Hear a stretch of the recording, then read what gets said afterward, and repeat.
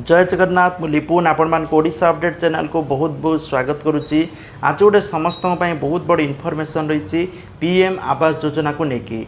तो आपण मैंने समस्ते जानी पीएम आवास योजना पूरा देश में एथरक 3 कोटी हिताधिकारी मानक आवास योजना घर मिल जोटा प्रधानमंत्री मोदी घोषणा करते किंतु ओडिशा रे 5 लाख हिताधिकारी मानक प्रथम आवास योजना घर मिल जो जुलाई मासरे बजेट होगापाई जाऊँगी बजेट परे मे भी घर पर आपण मानक टंका मिल बोली सूचना रोचे।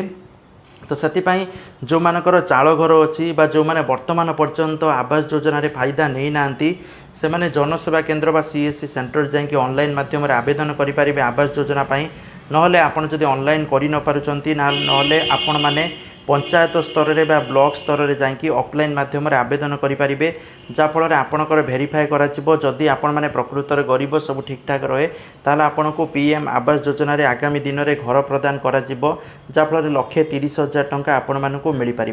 तो एने बहुत बड़ इनफॉरमेशन रही तेणु बहुत सारा लोक जो मैंने घर पाई ना निहाती भाव जाकि आवेदन करनी किपर आवेदन करेंगे जब जापर ना मुझे स्पेसिफिक वीडियो बनईदेवी फिर भी आपण मैंने जनसेवा केंद्र जाकि आवेदन करेंगे। Thank you. जय जगन्नाथ।